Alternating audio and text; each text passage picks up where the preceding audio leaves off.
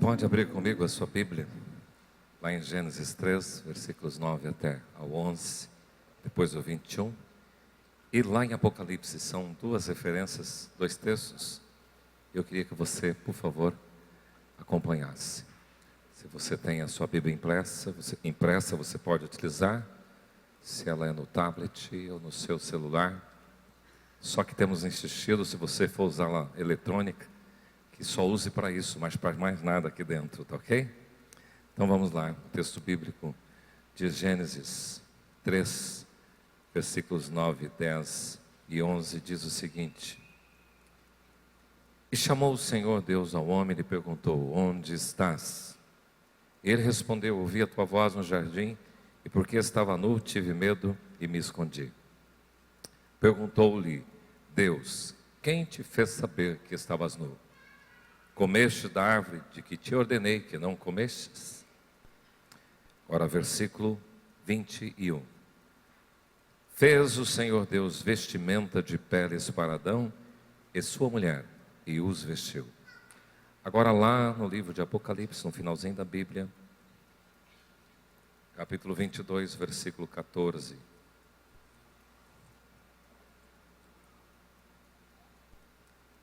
Bem-aventurados aqueles que lavam as suas vestiduras no sangue do Cordeiro, para que lhes assista o direito à árvore da vida e entrem na cidade pelas portas. Pai amado, podemos acessar o trono da graça pelo novo e vivo caminho do Cordeiro, e por isso estamos aqui reunidos para celebrar e entoar ao Senhor os nossos louvores e a nossa adoração.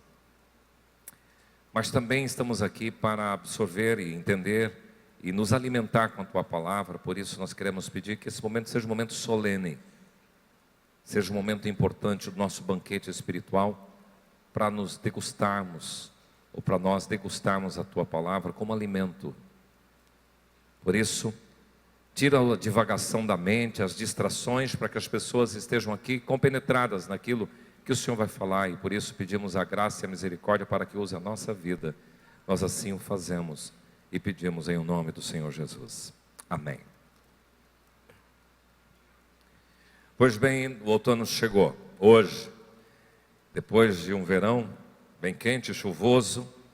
Agora uma estação com características bastante próprias e peculiares. Por exemplo, as folhas das árvores vão cair e as irmãs que gostam de lavar calçada, de varrer calçada, se deleitam nesse período do ano.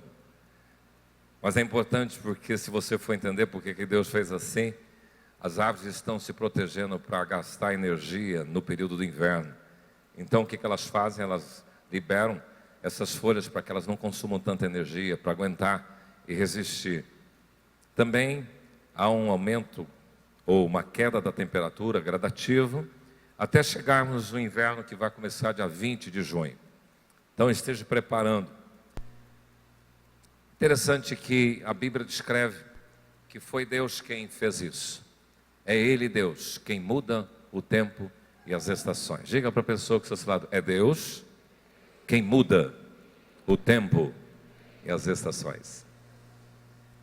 Nós cantávamos agora, e eu viajei nessa canção, a alegria de toda a terra, a face da terra. A Bíblia diz que Deus manda o seu Espírito e renova a face da terra. E você vê nisso nos animais, nas aves, nos rios, você contempla.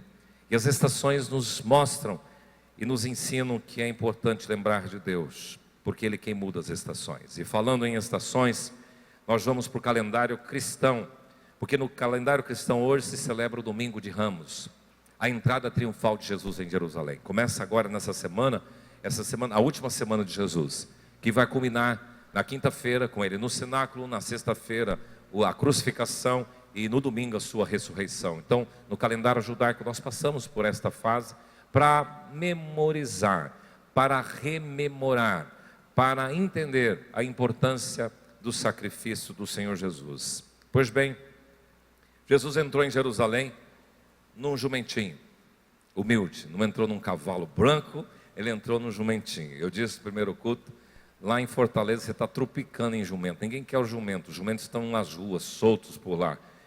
Principalmente no Agreste, na região nordestina.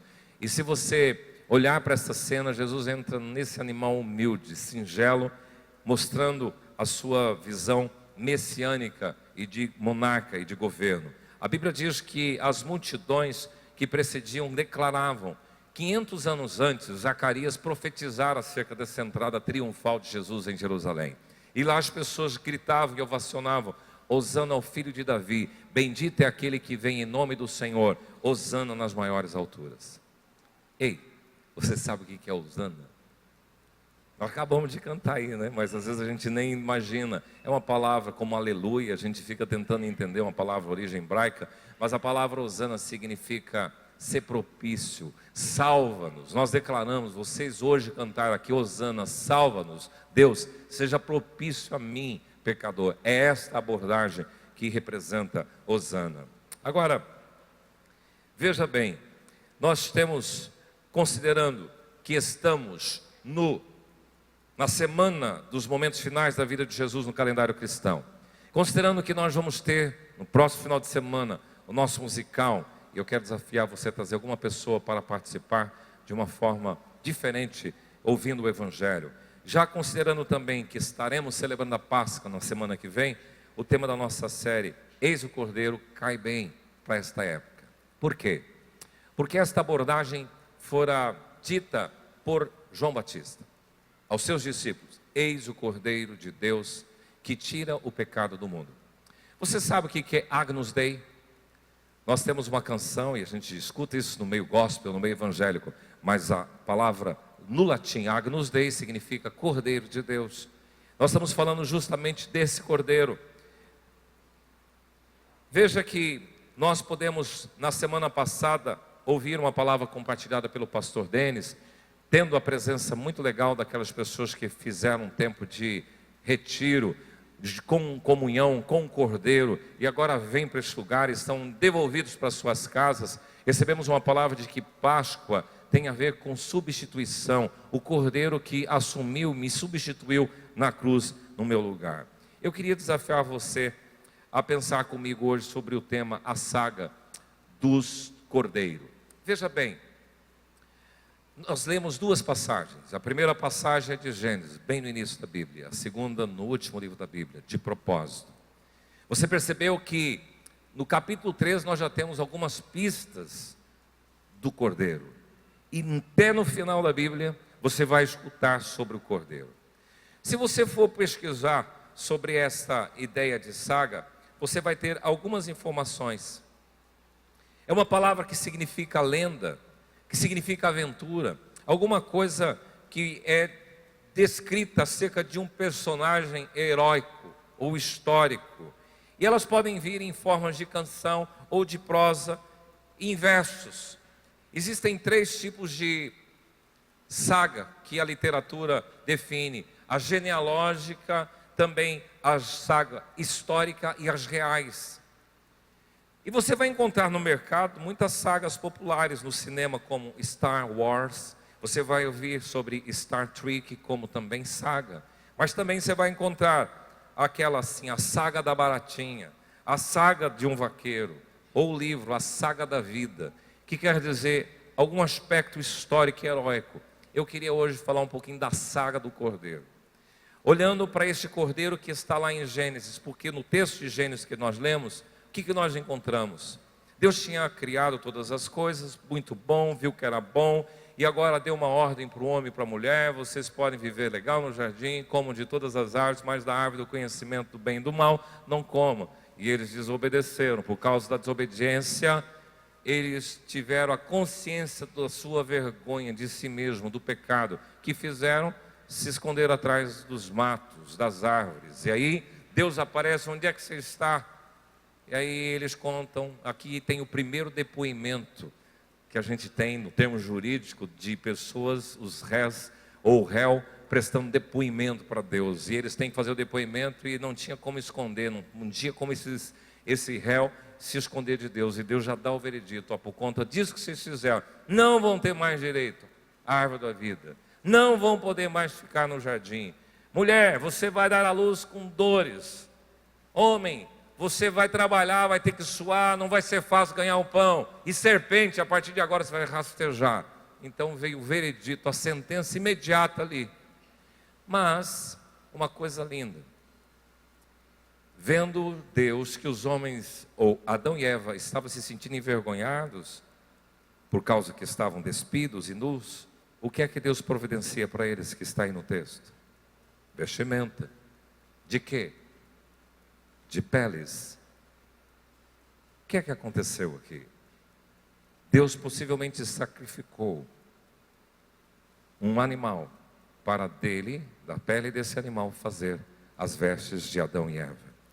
E dentro de uma conjectura muito plausível e provável, o animal que ele sacrificara, um cordeiro. Por isso que, se você for um pouquinho sensato, olhando todo o panorama bíblico, você vai entender que aqui já em Gênesis 3, 11, 9 a 11, nós já vemos rastros do cordeiro. E aí você depois passa por todas as escrituras para chegar em Apocalipse e perceber que uma das palavras finais do tema bíblico é cordeiro, porque lá está o cordeiro. Foi isso que lemos, versículo 14, bem-aventurados aqueles que lavam as suas vestiduras no sangue do cordeiro. Então a Bíblia começa com cordeiro e termina com cordeiro. Por isso que eu dei esse nome de saga. Alguém já disse que os evangelhos de Jesus contam a sua saga, a saga de Jesus. Eu quero olhar para esse tema e pensar 4 coisas com você. Primeira coisa, eu posso entender a saga do Cordeiro através dos vestígios do Antigo Testamento. Querido, você tem que, quando ler as Escrituras Sagradas, especialmente o Velho Testamento, você tem que colocar um óculos messiânico para ver Jesus em cada página da Bíblia. Tem muitas pessoas que não estão acostumadas a entender ou ler a Bíblia e a entender porque não colocam os óculos messiânicos para compreender as Escrituras Sagradas. Quando você coloca o óculos messiânico, você consegue enxergar Jesus de Gênesis até Malaquias no Velho Testamento. Você vê ele participando de todos os cenários. Então quero desafiar você a ler as Escrituras Sagradas com o óculos messiânico, para você compreender o que é que tem nesse texto acerca do Cordeiro.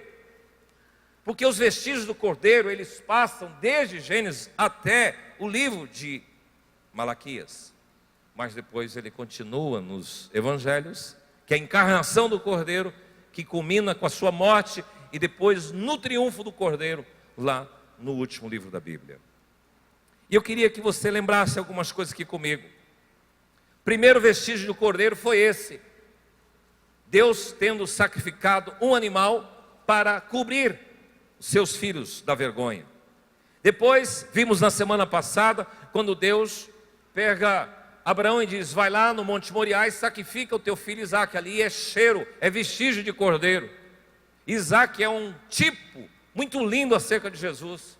E tem alguns personagens que são tipo de Cristo. Por exemplo, José do Egito é um tipo perfeito de Jesus. Por quê? Foi para o Egito, Jesus também foi para o Egito. Foi vendido por moedas de prata, Jesus foi vendido também por moedas de prata.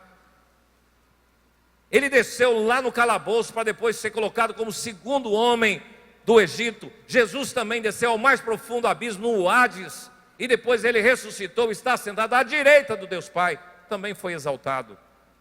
Um tipo lindo. Você pode então olhar para a Bíblia, para o Velho Testamento, com óculos messiânico e tentando enxergar o Senhor Jesus. Na instituição da Páscoa, quando eles estavam saindo do Egito, o cordeiro tem que ser sem mácula, sem defeito, macho de 1 ano, vestígio do cordeiro.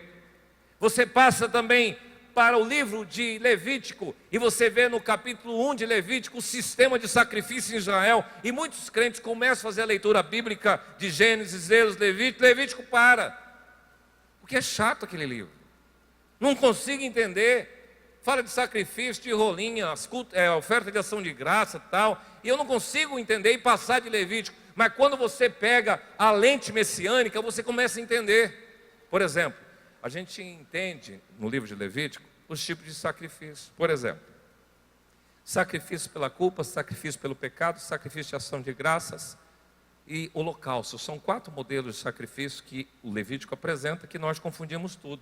E você teria um culto muito diferente se você entendesse isso. Por exemplo, sacrifício pelo pecado. Eu transgredi o mandamento, eu chego com Deus, ofereço o meu animalzinho, quites com Deus, resolveu o problema, está certo, é isso que a Bíblia ensina. Sacrifício pela culpa é diferente, porque eu transgredi um mandamento, mas infringi e prejudiquei alguém. O que eu tenho que fazer? Além de pedir perdão para Deus, eu tenho que reparar o meu erro com o meu próximo. E vocês já perceberam que a igreja barateou tudo isso? Porque ela pede por atacado para Deus o perdão de tudo e não quer saber de restituir e não quer saber de nem tratar o assunto.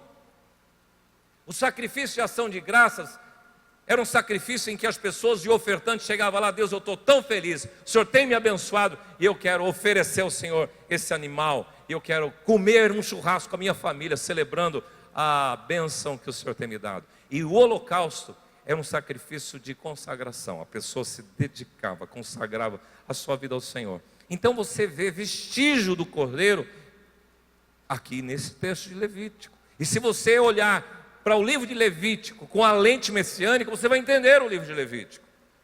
Mas a Bíblia continua. Quando você entra para a monarquia, no sistema de sacrifícios, você vai entender também que Davi, ele entendeu o vestígio do cordeiro nos seus sacrifícios. Ele quis construir um templo. A ideia dele é instituir um lugar onde o cordeiro seria sacrificado, não mais no tabernáculo como existia. Era vestígio de cordeiro. Salomão que construiu e instituiu o templo no culto e os sacrifícios.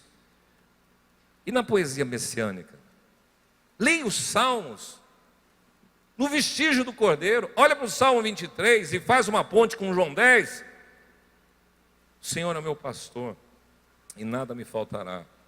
Depois eu sou o bom pastor. E depois fala do cordeiro. Então nós conseguimos fazer uma leitura messiânica olhando para os textos. Salmo 22 é um salmo de Davi, linda composição, que começa assim: Deus meu, por que me desamparaste? Quem que disse isso na cruz? Jesus. Davi compusera, profetizara, muitos anos antes, acerca do cordeiro. Então você lê os salmos com vestígios do cordeiro. Você passa para o profeta Isaías, no capítulo 53, e você vai encontrar lá uma previsão do profeta 500 e poucos anos antes, dizendo assim: ele foi oprimido e humilhado, mas não abriu a boca, como cordeiro foi levado ao matadouro, e como ovelha muda perante os seus tosqueadores, e não abriu a boca.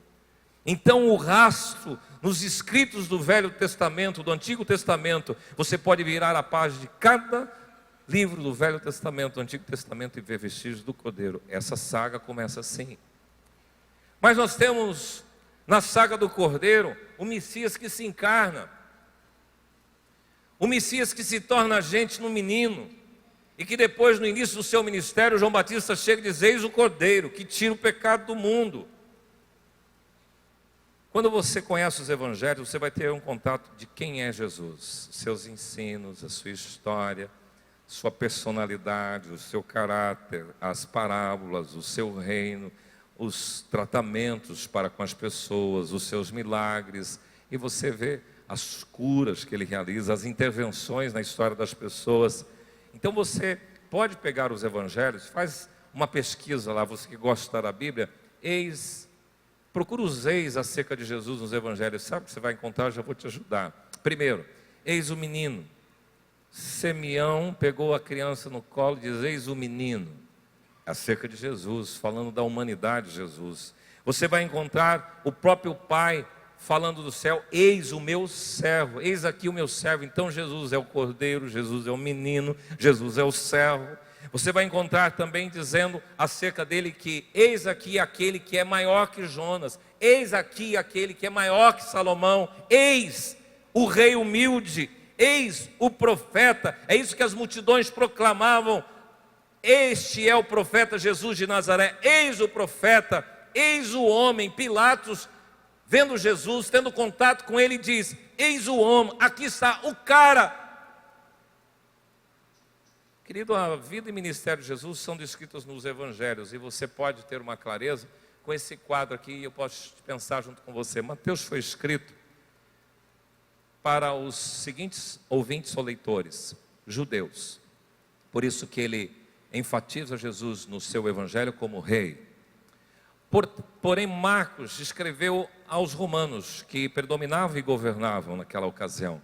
E a ênfase de Marcos é Jesus como servo. E ostentava-se muito o Jesus poder, e agora ele apresenta para os romanos que Jesus é servo.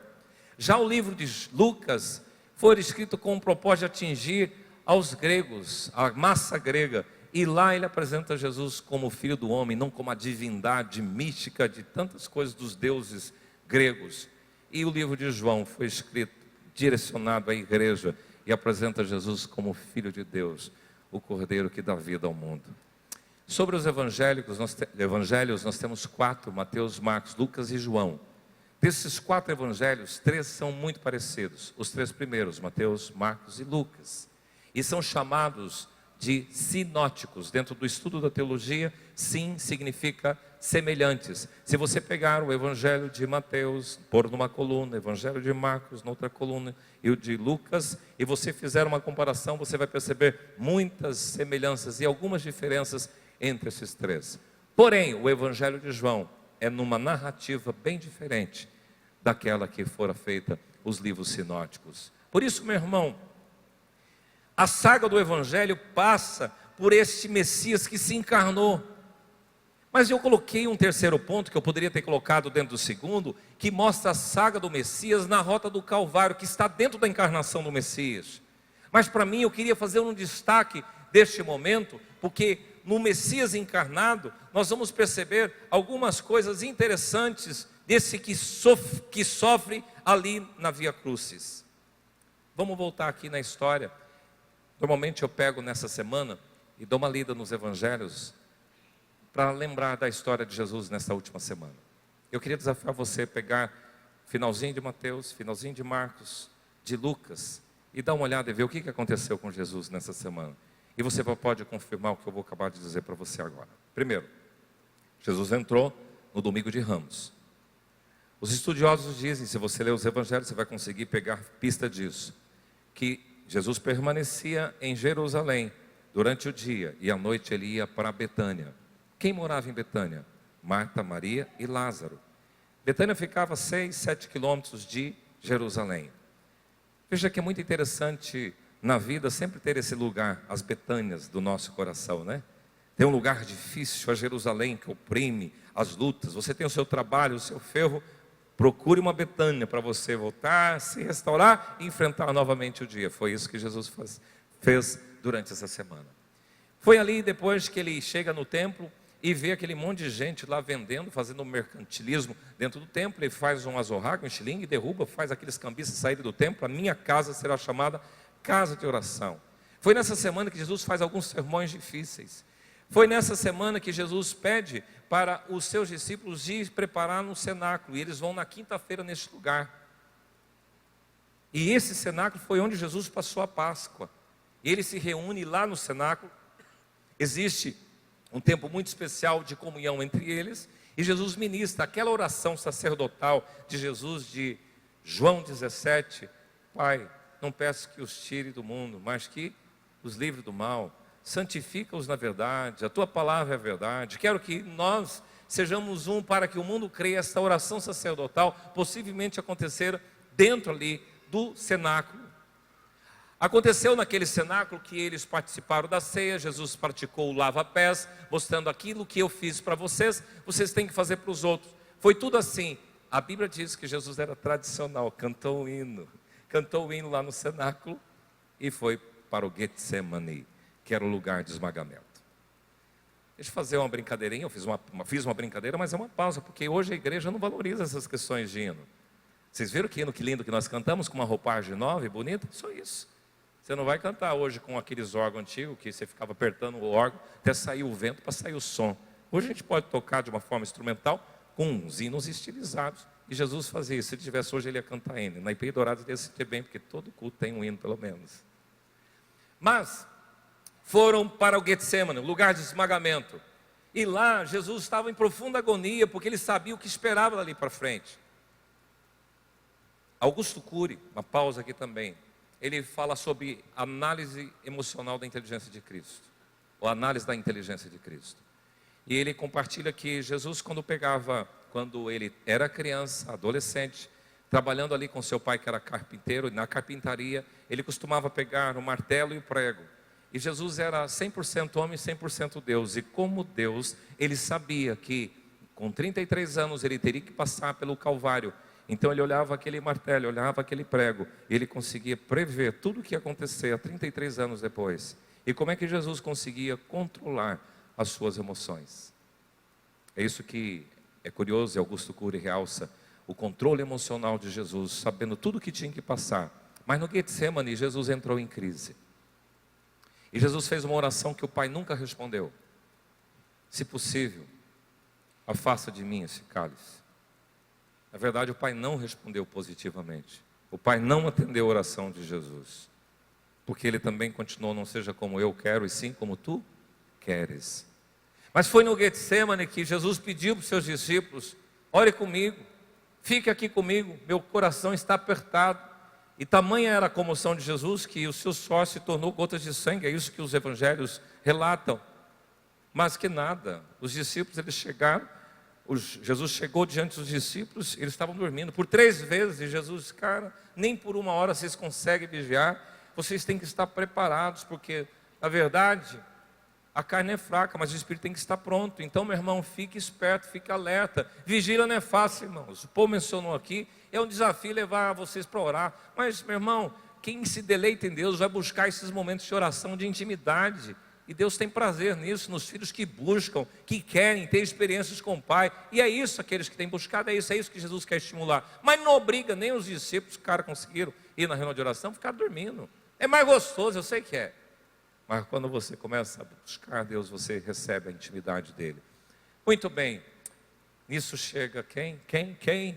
Judas, que fora lá no Sinédrio, que era a corte judaica, chamou os cupinchas lá daquele lugar, os soldados do Sinédrio, e ele tinha combinado: aquele que eu beijar é o Messias, eu vou entregá-lo. Quando ele chegou para beijar Jesus, Jesus chamou de um nome. Qual foi? Amigo. Por que vieste? Nossa, mexeu na ferida, né? Judas sabia o que ele estava fazendo. Sabia que ele era traidor. Jesus não chegou: seu traidor. Não, amigo. Por que vieste? Com um beijo ele entregou. E veja uma cena ali, criou um certo tumulto. Pedro ficou chateado com aquela situação, pegando o Messias. Ele já sacou da espada, cortou a orelha de um soldado que a Bíblia escreve chamado Malco. E a orelha cai no chão. Fica imaginando Jesus pegando assim a orelha do cara, colocando no lugar. O Pedro: não faz esse negócio não, Pedro, que é isso? Já pensou, você fez um negócio assim e Jesus corrige você na frente de todo mundo? Como é que ia ficar a sua carona? Pedro, está vendo? E assim, Jesus é levado. Quando você estuda Pedro, tem uma matéria que a gente estuda na cura interior que é muito legal. Pedro foi comprimido por Jesus. Por quê? Só para vocês entenderem isso. Aqui ele tomou uma medida, Jesus repreendeu. Antes um pouquinho, Jesus disse: eu vou ter que morrer de cruz. Que isso, mestre? Não faz isso. A reda de Satanás. Jesus chamou ele de Satanás. A reda de Satanás. Pedro já estava mal. Jesus pegando no pé dele. Depois, dizendo que ia morrer. E Pedro disse: Jesus, por ti eu daria a própria vida. Jesus falou: você, Pedro, eu quero te falar um negócio. Antes que o galo cante, 3 vezes você vai me negar. Olha, Pedro estava sendo massacrado. E continua, porque depois que eles saem do Getsemane, você vai encontrar na Bíblia, que eles chegaram numa casa, mas Pedro foi barrado na porta. Todos os discípulos entraram, Pedro não, ele é galileu. Aí chegou um outro, que possivelmente seja João, chegou: não, deixa ele é meu amigo, deixa ele entrar na casa de Caifás. Pedro foi barrado na porta. Quantos aqui já foi barrado na porta? É legal a sensação? Então vocês imaginam o aspecto emocional de Pedro, como estava. Isso é outra matéria. Mas Jesus agora vai para o Sinédrio.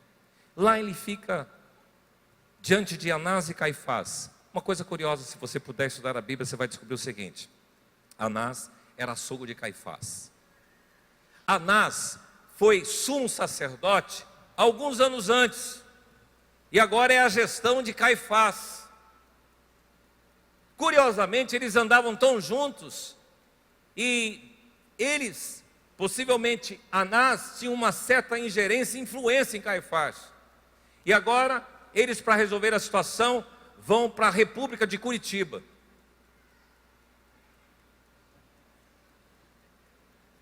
E eles levam então o caso para Pilatos.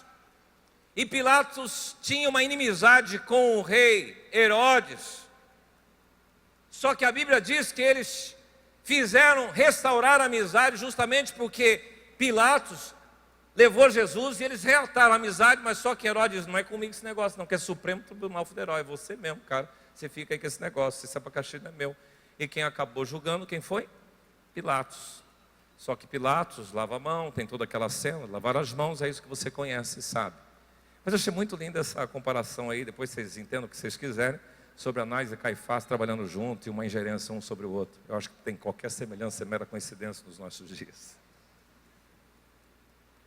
Mel Gibson conseguiu trabalhar isso de forma muito clara no filme Paixão de Cristo. Essa situação, então, agora, o que acontece? Então, na sexta-feira é que Pilatos recebe, passa para Herodes, retorna e lava a mão. E, na verdade, Jesus é entregue para a crucificação. Barrabás é solto, tem toda aquela história lá. Quem matou Jesus? Quem condenou Jesus? Os judeus. Crucifica-o. Foi Pilatos, foi Herodes, foi Anás e Caifás, o Sinédrio, a corte judaica. Quem foi que matou Jesus? Quem é o responsável pela condenação de Jesus? Está aqui a plateia, você e eu. Jesus morreu por você e por mim. Nós somos culpados pela morte de Jesus, porque sem sangue não há remissão de pecado. Lembra do vestígio do Cordeiro em todo o Velho Testamento? Agora esse Cordeiro se encarna e ele se permanece na rota do Calvário, porque o Cordeiro foi feito para isso, sem mácula, para chegar e se oferecer, e foi lá oferecido. 9 horas, crucificado, meio-dia, a Bíblia diz que do meio-dia até as 3, o céu se fez trevas. Dá para pensar, quando tudo breu, parece que o céu é de bronze, a oração de Jesus não é atendida. Por que me desamparaste? Está consumado, telestai. Terremoto, e as coisas acontecem naquele lugar. Jesus é depositado depois da tarde por 2 personagens muito lindos no Evangelho, Nicodemos e José de Arimateia. Levam Jesus para o túmulo de José de Arimateia, as mulheres preparam o corpo, e depois, no domingo, elas vão encontrar com Jesus, que é a semana que vem nós vamos falar na Páscoa. Então, meu irmão, a saga do Cordeiro passa pelos vestígios do Velho Testamento. Você consegue olhar a saga do Cordeiro na história, na vida, no ministério de Jesus, desse Messias encarnado, e agora na rota do Calvário. Mas eu queria encerrar para mim a parte melhor desta notícia, é a saga do Cordeiro no triunfo final. Agora eu queria pedir um favor teu, abra sua Bíblia lá em Apocalipse, capítulo 5, e eu queria que você visse comigo, nessa trajetória de Apocalipse, algumas coisas sobre o Cordeiro. Primeira coisa, o livro de Apocalipse é o livro que mais fala sobre o Cordeiro, relacionado ao Messias. 30 vezes aparece a menção ao Cordeiro, a Jesus, o Messias, o Cordeiro. O Cordeiro no Apocalipse é uma figura com poder absoluto. É um Cordeiro leonino.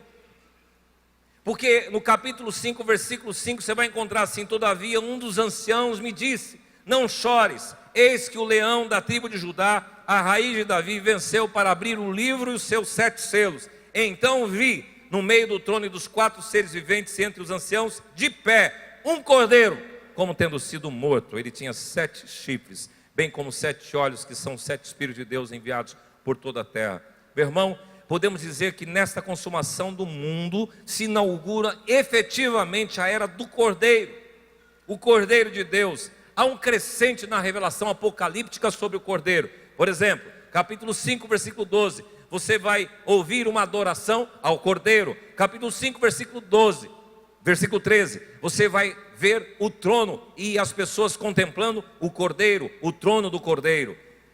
Capítulo 6, versículo 16 de Apocalipse, fala-se sobre a terrível ira do cordeiro. Irmãos, o cordeiro é manso. Aqui fala da ira do cordeiro. Por quê? Esse cordeiro está mais para leão do que cordeiro. A imagem do cordeiro é a imagem do Velho Testamento que vem seguindo e que se encarna, mas agora ele está numa mutação de cordeiro para leão. Você vai encontrar no capítulo 7, versículo 10, que a Deus e ao cordeiro pertence a salvação, ao cordeiro pertence a salvação. Capítulo 14 de Apocalipse, versículo 4, fala-se dos seguidores do cordeiro, são eles os seguidores do cordeiro por onde quer que vá. Capítulo 15, versículo 3, fala-se do cântico do cordeiro. Capítulo 17, versículo 14, proclama-se a vitória do cordeiro contra seus inimigos. Cordeiro não luta, cordeiro não briga, mas é o leão. E o cordeiro os vencerá, pois é Senhor dos senhores, Rei dos reis. Não é o rei da selva agora, é o cordeiro leonino. E anuncia-se, capítulo 19, versículo 7, as bodas do cordeiro, a festa de casamento. A esposa está preparada para as bodas do cordeiro. Então o cordeiro é o centro de Apocalipse. Registra-se Apocalipse 21, 14, que nos fundamentos da cidade de Jerusalém está o nome dos 12 apóstolos do cordeiro.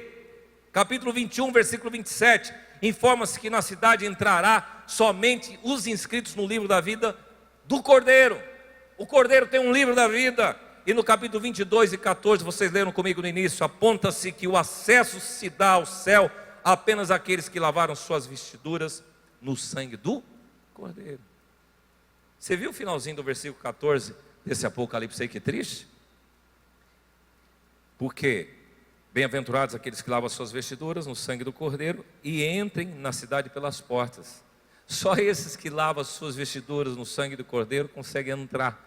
Os outros vão tentar invadir, tentar procurar outro lugar, mas não vão entrar, porque só entra lá quem foi lavado pelo sangue do cordeiro.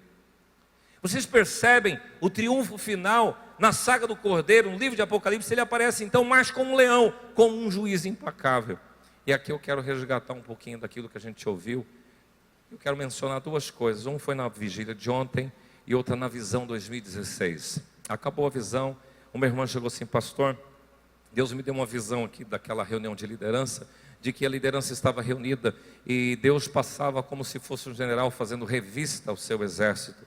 E algumas pessoas não iam permanecer, porque não estavam qualificadas, ia ser dado baixa nessas pessoas. Aí ontem a gente está aqui buscando tempo com Deus e saí muito preocupado desta meia vigília, porque a palavra de Deus acerca de nós como igreja era assim: nós estamos falando mal do país que está se corrompendo e está desse jeito, mas isso está dentro da minha casa, tanta nojeira, tanta imundícia, desde aqueles que ocupam a plataforma. Então aqui pode pensar em toda a liderança da igreja, como gente da igreja, assimilando o mundo como se fosse tudo normal. E olha, foi triste, falando Deus dizendo, se não limpar essa igreja, as coisas não vão acontecer, vão travar tudo. Eu falei: Deus, que responsabilidade. Mas é justamente a ideia do cordeiro. O cordeiro que triunfa é esse cordeiro que um dia morreu, mas que um dia vai se tornar leão e vai chegar: meu irmão, você está descredenciado, você está sem credencial para entrar no lugar. Por isso que você tem que entender que a saga do cordeiro tem que levar você a pensar nesse cordeiro que fez a paz com Deus, mas esse cordeiro que um dia ocupa a posição de juiz e não tem mais instância superior. Então arrume a sua vida com Deus.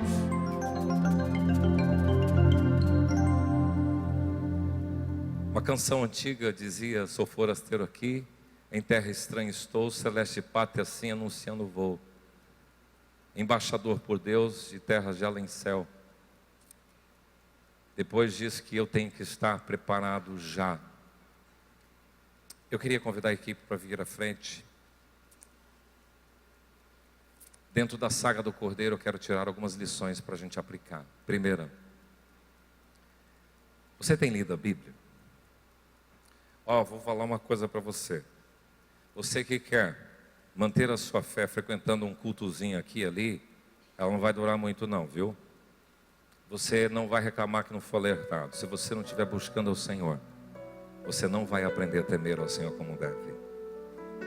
Pega o óculos messiânico, fala: Deus, canta aquele hino antigo e diz assim: enquanto o Salvador teu livro ler, meus olhos vêm abrir, pois quero ver da mera letra além a ti, Senhor. Eu quero ver o Messias aqui.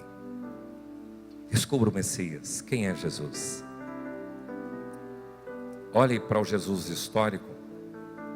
Ah, que dozinho, morreu, sofreu. Tá, mas e daí? O que representa isso para você? Ai, Jesus tão triste ali naquela cruz. O que representa isso para você? Por que você fica aí todo dia fincando o cravo na cabeça de Jesus com o seu pecado? Por que você faz isso? Se você ama Jesus, apruma a sua vida, meu irmão. É aquilo que Deus chegou para Abraão: anda na minha presença. Um homem de 99 anos, Deus chega para ele: anda na minha presença e ser perfeito. Para de brincar, meu irmão. Fica brincando com coisas condenadas. Abandona o pecado. Não te leva a lugar nenhum. Sim, leva sim, para o inferno. Abandona. Retorne para Deus. Busca o Senhor. Pega esse Jesus encarnado e vê que aquele sofrimento do Calvário representa toda a dor que o Filho de Deus assumiu no seu lugar, no meu lugar. Mas viva para a glória dele. Viva para ele. E aguarde esse cordeiro leonino. Porque até então Jesus está trabalhando com a gente esse cordeiro pacífico, esse cordeiro que dá a sua vida. Agora vai entrar em cena e daqui para frente vai começar a aparecer o cordeiro leão. E o cordeiro leão é implacável. Ele vem com ira contra todos aqueles que não entenderam e não aplicaram tudo o que ele já deixou registrado para que você aplicasse. E aí pode ser tarde demais. Mas para aqueles que entenderam isso, triunfarão com o cordeiro. Vamos ficar em pé. Há uma canção aí que nós temos alguns anos já cantado nessa igreja, que ela foi inspirada, creio eu, não sei quem é o autor, mas no início do livro de Apocalipse, quando o anjo da igreja recebe as palavras, mas quem é que transmite essa palavra para o anjo? É o cordeiro. E ele é descrito conforme essa canção que nós vamos declarar. Então pense você aqui nesta noite, se tivesse uma salinha ali e você tivesse um momento de depoimento com o cordeiro, como você seria visto? Mas ajuste hoje a sua situação com ele.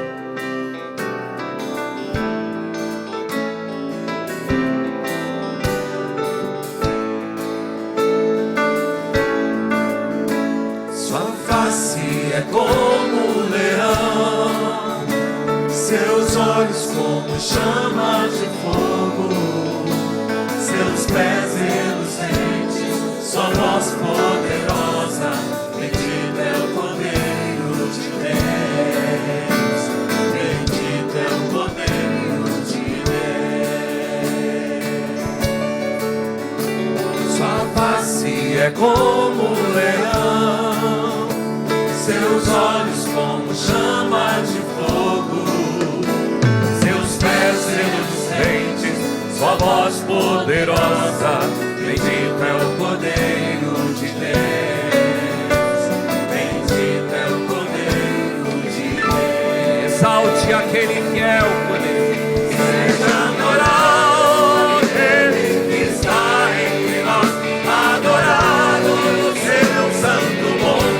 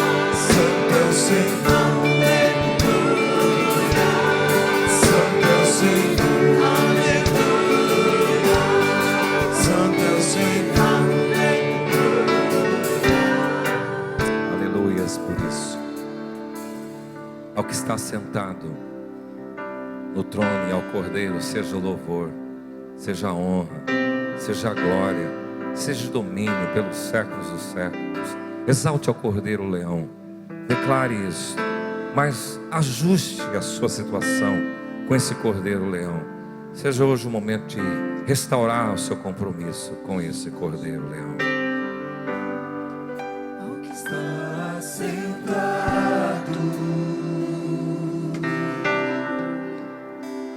no trono, se ao Cordeiro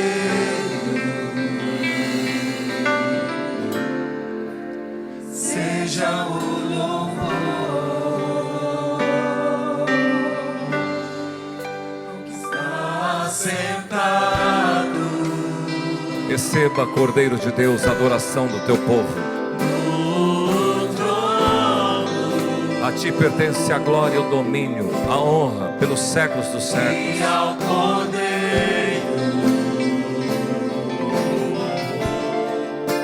seja o louvor,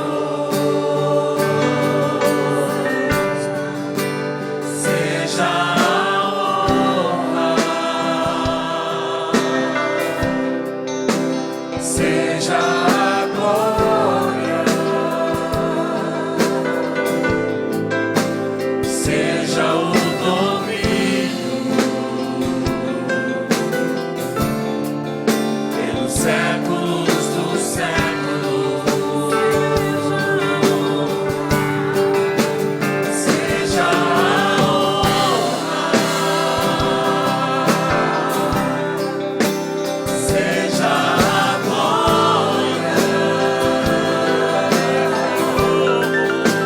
seja o domínio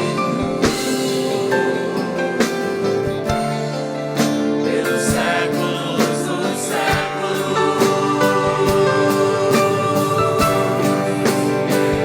Poderoso Deus,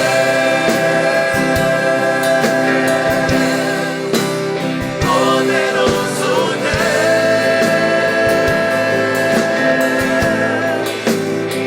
Deus,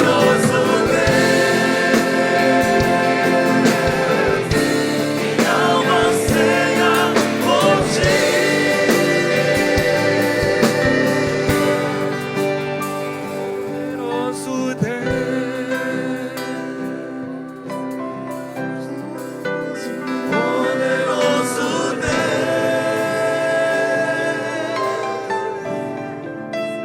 Poderoso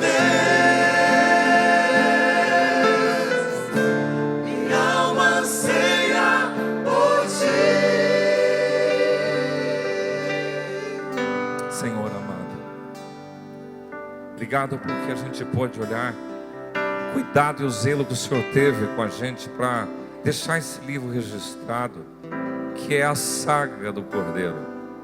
Este livro tem mostrado um Jesus que se apresenta humilde, simples, mas é o grande herói de toda a história. E nós adoramos a Ti, Jesus, como nosso Messias, o Cordeiro de Deus, o Agnus Dei, que tira o pecado do mundo. Obrigado porque a gente pode encontrar neste livro, desde Gênesis, a aparição, o vestígio do Cordeiro, e correr por todas as Escrituras Sagradas e ver o Cordeiro nos profetas, nos Salmos, olhar para o Cordeiro encarnado em Cristo Jesus, ver na arqueologia, ver na história o Cordeiro. Nós te agradecemos por isso. Agora, essa semana como igreja, nós olhamos para o Cordeiro da cruz, que assumiu toda a culpa humana, e por causa do pecado da humanidade, deu a sua vida por amor de nós. Obrigado, Pai, porque o Senhor amou o mundo de tal maneira que deu o seu Filho único, unigênito, para que todos aqueles que nele crescem tivessem a vida eterna. Obrigado por isso. E agora nós estamos já anunciando à tua igreja o que é que está previsto para o final, o triunfo do Cordeiro. Pai, agora o Cordeiro já não é só Cordeiro, é leão e o Cordeiro. E agora, Senhor, o domínio dele será para sempre, e o triunfo dele será final, e nós adoramos ao Senhor por isso. Por isso que cada um que aqui está nesta noite possa olhar para o Cordeiro leão, e possa aguardar com ansiedade e na sua vida viver para a glória do Cordeiro e para não ser devorado pelo leão. Por isso, Senhor, que seja assim na vida dessa igreja. Dá-nos uma semana de vitória naquilo que fomos fazer, que o Senhor possa ir adiante de nós, que o Cordeiro esteja nos nossos negócios, que o Cordeiro esteja na nossa sala de aula, que o Cordeiro de Deus esteja em casa, que o Cordeiro de Deus esteja nas esquinas com a gente, onde estivermos, no carro, de bicicleta, de moto, que o Cordeiro esteja com a gente e nós estejamos com o Cordeiro. É assim que nós pedimos, e que a graça maravilhosa de Jesus, o Cordeiro, que o amor de Deus, o Pai, aquele que enviou o Filho, o Cordeiro, e as consolações do Espírito Santo possa fazer você viver uma vida plena e para a glória do Cordeiro. Amém e amém.